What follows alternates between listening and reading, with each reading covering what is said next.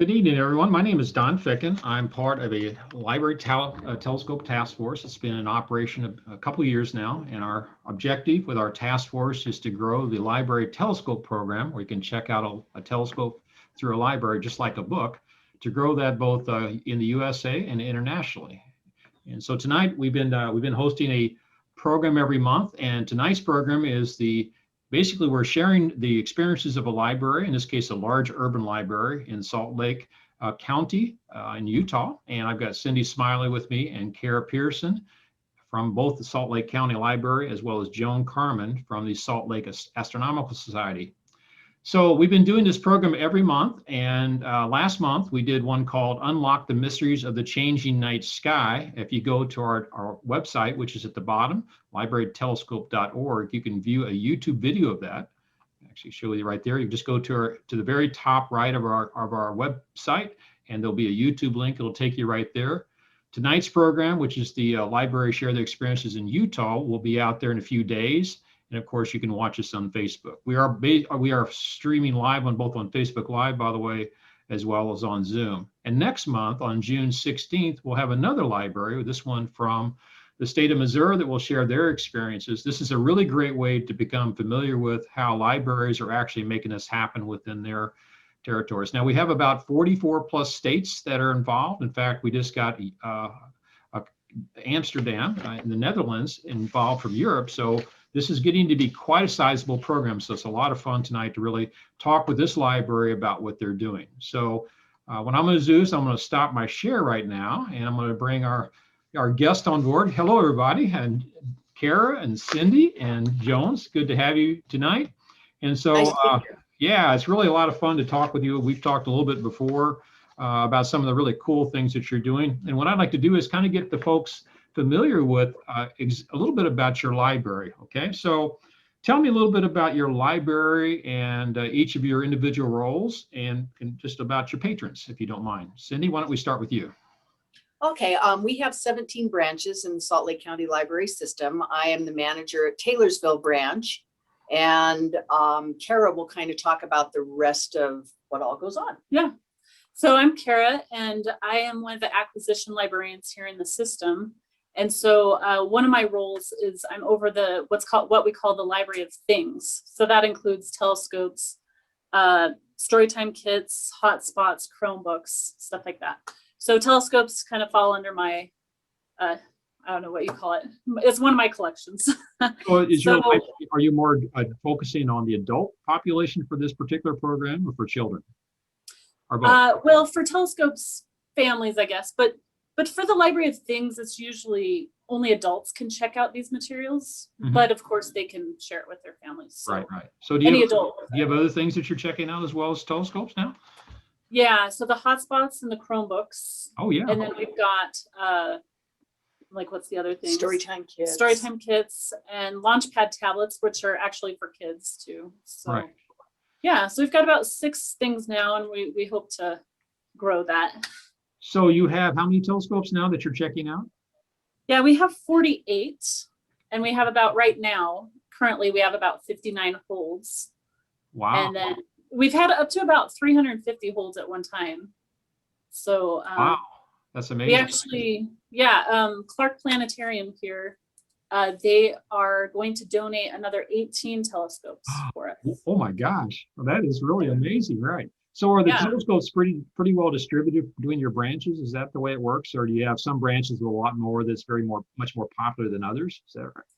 Yeah, so usually every library has about 2 telescopes, and then there are some that have more. So I usually monitor the holds, and so if a library, like for instance, right now Draper has probably 20 holds. Wow. So I have moved some of the telescopes. So when you say a hold, is that how many weeks of the checkout do you have? 7 days checkout, so it's 1 week. So 1 week checkout. Okay, so that would be it'd be a little over half a year, I guess, is what you're saying. Yeah, right. Yeah, so we move telescopes around. Oh yeah. Yeah. Now these telescopes, they live at the branch, so the trucks don't. We have trucks that take our materials around, but they do not take the telescopes around.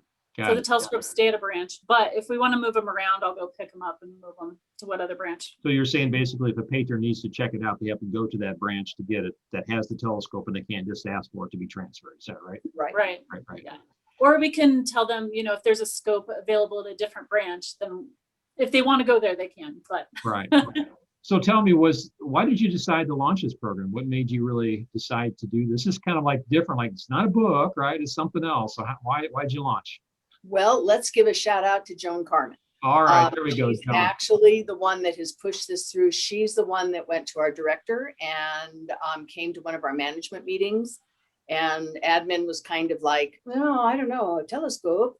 But Joan continued to push it. The managers of the branches got on board. She showed up with money and an idea, and away it went. Wow. So without the Salt Lake Astronomical Society and Joan, I'm not sure we'd have this program. So shout out to Joan. So were you a little not sure about this whole thing? Like, I'm not sure about the telescope thing, or because I've seen that with some of the libraries.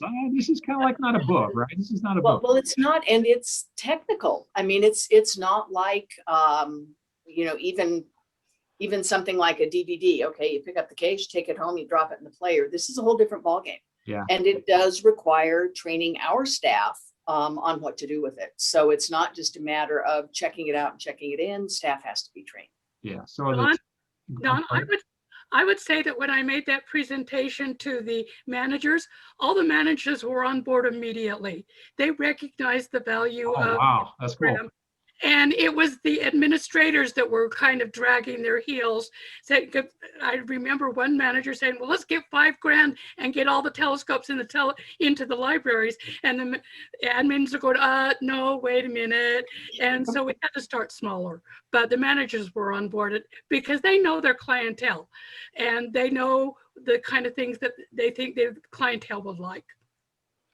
So if your managers have some of your library personnel, they actually checked it out and said, oh, that was so cool to have the library telescope?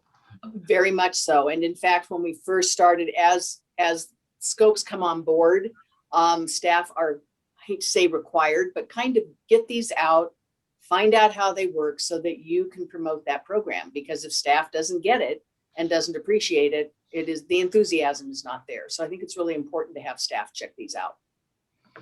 So tell me a little bit about some of the challenges that you had whenever you started the program, because I know that at least with some of the libraries I've dealt with, everything from I don't even know how to check these things out. What am I supposed to check so tell us a little bit about what you faced and how you approached that. Again, the Astronomical Society was fantastic. They're the ones that do all of the prep to get the scopes ready to come to the branches. They actually work with a Boy Scout troop to get everything done. We love the fact that the Boy Scouts are involved with this. So they get the scopes all ready to go. Then they're on the base.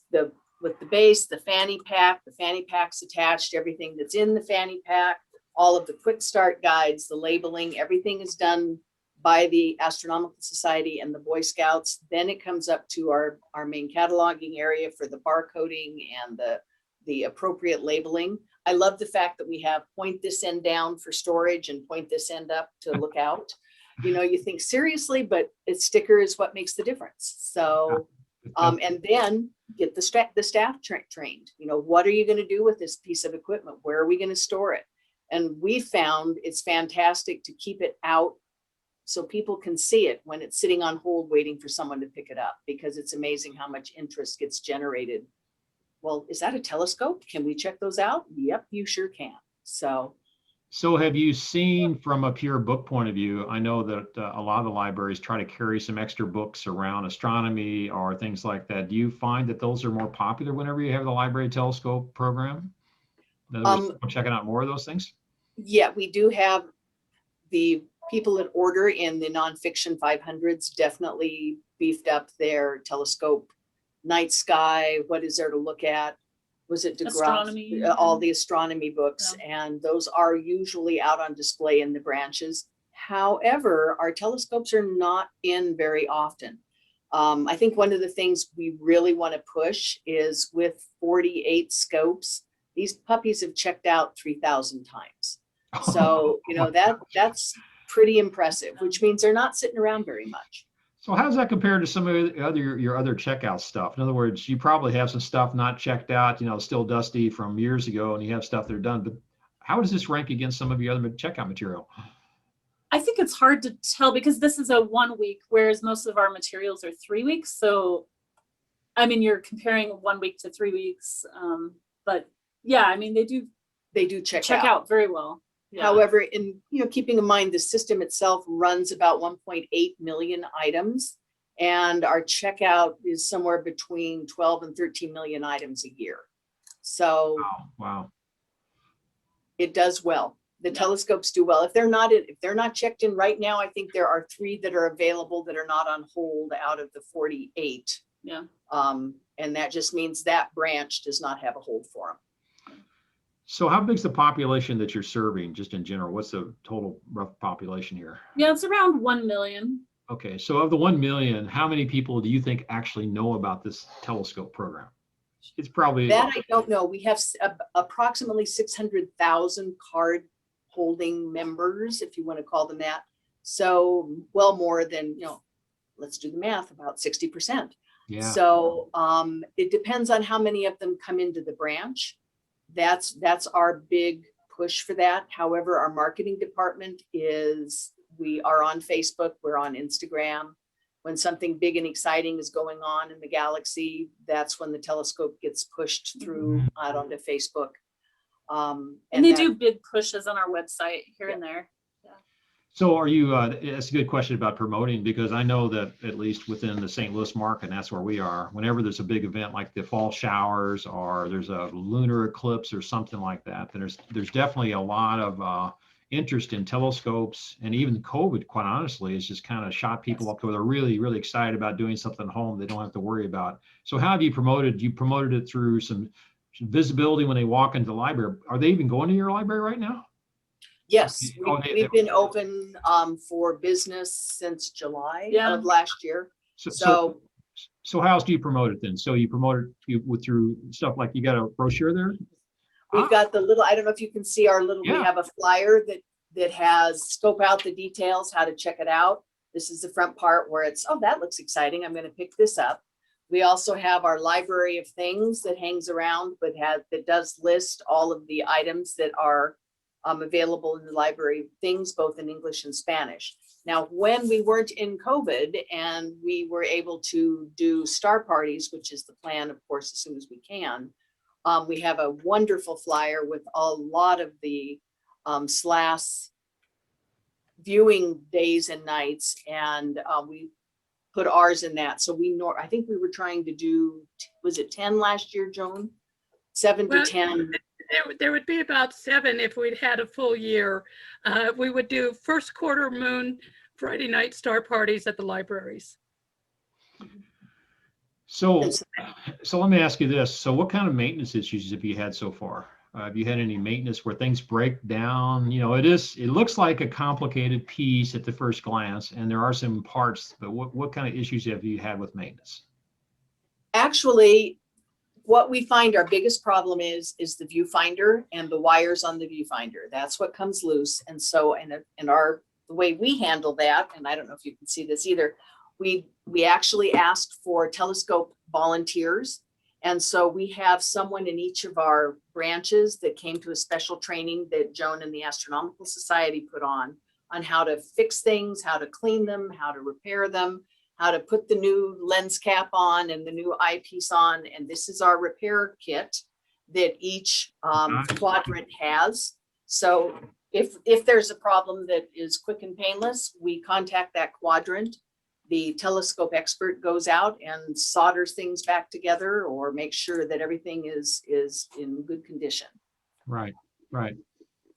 And one of the cool things that we just come up with is the lens cap cover.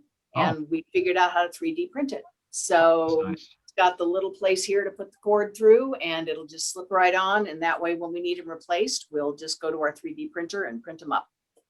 Well, that's nice. I like the red color too. That's I know it's very handy. very appropriate. Yeah. So you have a some like a red light in there, right? In your bag there, I guess. Is that right? Does your bag have Yes. a headlamp in there? Yep. Has a red We light? have the pin light in that. We have the star guide in that. We have the quick setup guide over here. We have a headlamp, so that people have the headlamp on. They aren't blinding themselves by turning a flashlight on. So it works out really well. We've also had one other problem that we usually get are these, what are these called? The covers? Eyeguards. Eyeguards that like rip or come off. And so, yeah, we have to replace those. We actually found some that are not Orion. And so we were able to order them in quantities. And so we can replace those. And we found out that it's better to tape the edges down than it is to try to glue them. The glue is just a little bit of an issue with the lens right there. So we use a black mechanical tape that we keep in the repair kit. So if you were to go back to start and you were saying the library's thinking about doing this program, what advice would you give them? I mean, what did you expect that didn't happen and what happened that you didn't expect kind of thing? I think what we have found has happened is literally you are amazed at the things that people do. We had a scope returned and it was super. The staff checked it in. The next person checked it out, brought it back and said, we couldn't see a thing. We couldn't focus. We couldn't do anything. The whole eyepiece, the initial patron had taken it off and it's bolted in. They had removed it and just stuck the cap over the bare end of the eyepiece and no one noticed. I mean, we're just kind of, are you serious? You took our eyepiece. And so it's those crazy things. We had the one gal that came in and said, I could not get, it was dark, it was black, blah, blah, blah. And so I thought, well, I better check. So I took the lid off and she goes, well, what's that? So that needs to come off for you to see anything. And she goes, oh, can I check it out again? So the frustration of her and, of course it didn't work. It was still covered. Yeah, so, that's a very common kind of thing. And even as experienced folks, every once in a while go, oh man, I forgot to take the cover off. Says, oh yes, you can see it under the cover still in there. Well, okay, I'm sorry. That's super good. Yeah. So I know that whenever we do programs, at least in the Metro St. Louis area, we try to particularly do star parties when the moon's out, because the moon, you can't miss the moon with a telescope. I mean, it's very easy to see the moon and planets and things like that with that. And so I guess that's kind of the same thing you guys do, Joan. You tend to have things that are easy to find whenever you have a star party with the telescope. Joan? Well, we haven't done any star parties yet, thanks to COVID. Oh, because of COVID. Okay. Not even since, I thought you did it before before COVID. No, we were going to start it last year. Oh, then gotcha. COVID hit. And right now, the county libraries haven't started in-person events at libraries yet. Right. Okay, got it. All right. Cautious, and so we're not there yet.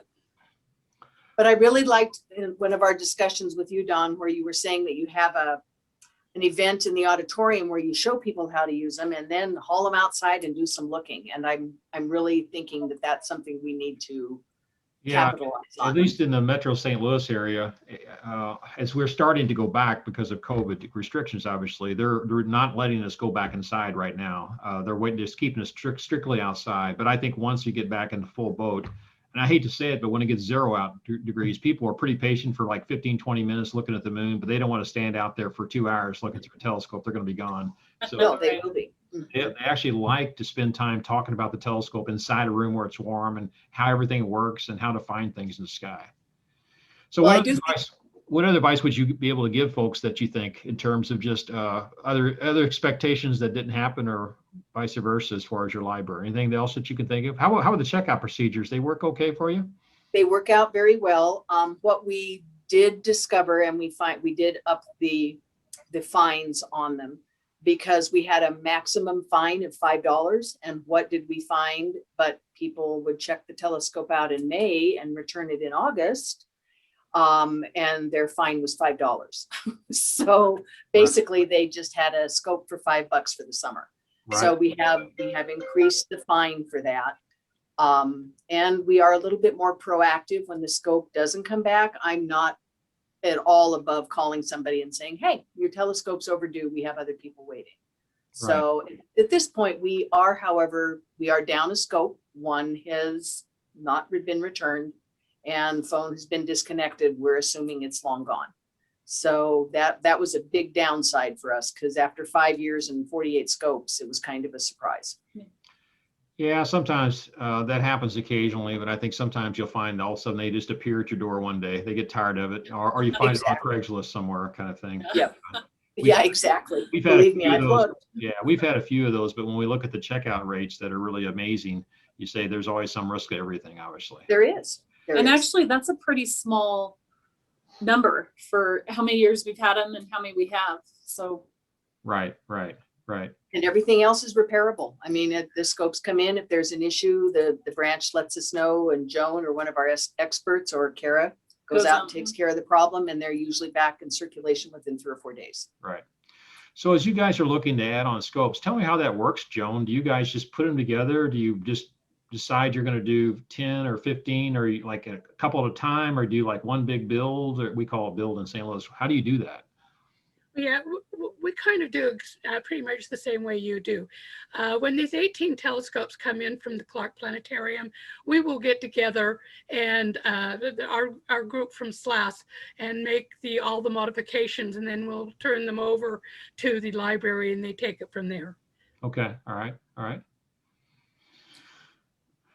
So I'm seeing you got a pretty nice telescope there. I love the purple color. Yeah. So you got lots of different bags, right? Yes. And do you And so have- that's what makes it nice. And when people check it out, we open it all up and show them everything that's in it, and mention that it all needs to come back. And we try to explain everything to them. And then when it's returned, we go through everything again, and people just are usually very happy about it. So I know you've had a couple issues with the Eyeguard, the rubber Eyeguard. This is the piece that protects your eye from touching the actual zoom eyepiece and the red dot finder. But most of this has been pretty repairable, right? I mean, you haven't really, it might be out of commission for a short time, but it's not like, and that's one of the concerns that I think when I talk with libraries, you're saying, we have no idea how to keep this up. And this sounds like an expensive item. And if it breaks, then will I never be able to use it again, kind of thing. But you're not seeing that kind of thing? We're just not seeing it. Literally in 5 years' time and 3,000 checkouts, there is one scope that's gone, and none of them are down. The other 47 are all circulating. Wow. But I would say that it's very, having SLAS be our partner has really helped. I mean, I don't think we could do it by ourselves, because there's I don't know, it's called the collimating or whatever. Collimating. Collimating. That is hard. So that's what SLAS helps us with. Right. So if anybody's got any questions out there right now, here I'm just chatting away, not thinking about this, but if you got questions, put them in the Facebook comments area, or if you are on Zoom with us, we got several people on Zoom, just type them into Zoom and we'll try to answer those questions. I'd sure love to pass them on and hear the comments. So let me see. If I do want to also bring up that this last year, right before COVID in January, we brought at that point, there were 36 scopes up and did an overall process of a complete cleanup. And we're trying to figure out if we should do that yearly, or if we'll bring in like a third of them. And so every 3 years, you know that you're going to bring them all in and go through them all with a fine tooth comb. That's still up in the air, but I do think it was a great idea to get them all together, train all of our telescope experts, and make sure everything was in pristine condition before we send it back out. So we have one question right here. I'll just pass the question along. Were you able to get that eyepiece back? No, we were not. We had to buy another one. Oh, darn. Don, one thing that I'd like to say is that overall, with all the use of these telescopes, the maintenance on these telescopes, because they have been converted to be patron friendly, is very minor. There's very minimal damage done. I took a picture of a telescope that's been in use for 5 years. It looks brand new. The patrons are not scratching. They're being very careful with them. They're not taking the things that are loose, like the book and the headlamp. They're returning everything. I think they're very grateful for having this opportunity without having to go out and purchase one to share with the family. So one of the questions we get a lot of is from libraries like, oh my gosh, this is so expensive, I need to have a case. Have you guys decided to have a case or not have a case to carry the No telescope? way. No, we You want to say that for sure? They're like, Yeah, no. in case you're hesitating, no, I don't see any reason for a case. In fact, our favorite conversation is showing them how to pick it up like a baby and take it out to the car and buckling it in. It's a great patron interaction. We explain that, treat it like an infant. I want them on display. I want them out where people can see them. If they're still checked in, I don't want them in a box in the back room. Well, that's great. So have you guys been thinking about binoculars or any other additions to the program? Yes, in fact, at some point in time, I want to talk to you about that because yes, we are exactly looking at how to bring binoculars into our library of things. As astronomers know, binoculars can actually see some things that telescopes can't see because they have a much wider field of vision. And what I found, at least, is that you can look at stuff in the sky with a really good wide field, find it, and then go look at it at the telescope much closer, which is really nice, really nice. Which would be fantastic. Right. Yep. So what about children's programs? I always have a blast with children programs. Have you guys had some children programs, like particularly like summer reading stuff where you're really focused on just telescopes? And the 5-year-olds, I will say, will put me to shame. Like, seriously, you know how to operate this better than I do. And they're showing mom and dad. Have you seen that kind of thing? We have not used these for programming like I am hoping we will in the future. I think that's something that we really do need to develop and get the scopes out for people to use them. And actually, Clark Planetarium, they're also giving us 4 other telescopes that are a little bit bigger that we're going to use for system programming. Oh, nice. So we'll do more, that type of thing. That's nice, yeah. Yeah, so a lot of the parties we do, we obviously want to promote the library telescope program, but we also bring bigger telescopes to show the comparison, and they'll have bigger aperture to gather more light, but you still can see the Jupiter's moon just fine through the library telescope. It's really a good telescope for that. Yeah, the ones that were coming in from Clark, I think they're 8-inch Dobsonians, so they should be huge scopes that we can hopefully do some great programming with also. So you're planning to keep those at the libraries to supplement Yes. whenever you have a star party? Yeah, that's perfect. That's a great program. And I will say one of our most popular star parties from years ago, we brought in a Star Wars reenacting group.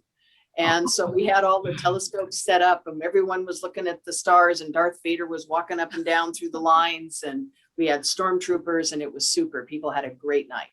So, and it all centered around the stars. So it was super. Well, there you go. Yeah, there's a lot of theme stuff you can do. It's really a lot of fun, so especially if you do it inside, you can point at stuff on the wall, which is really kind of cracks me up because they're looking at Jupiter. I mean, a picture of Jupiter on the wall and saying, is that real? Is that the real picture? Yes, it is. The real picture.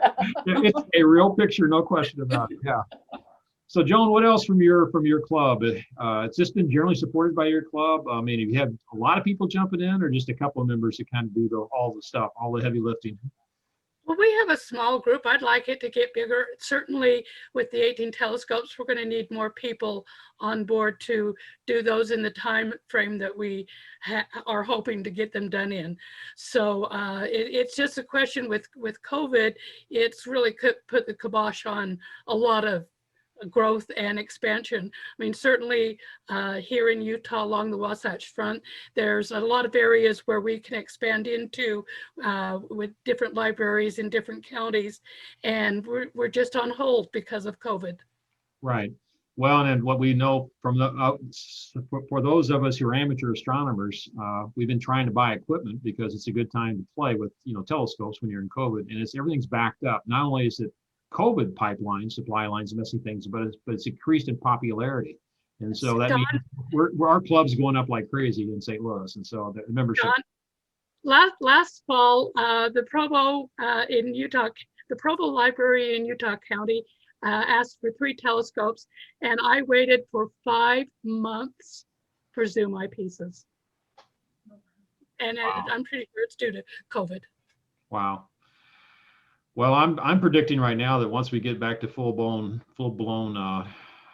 star parties, it's going to be crazy out there. We just did a regular star party, our very first one in a year and a half, and it was like double the number of people from the last time. And so it's like, Wow. oh my gosh, it's going to be crazy.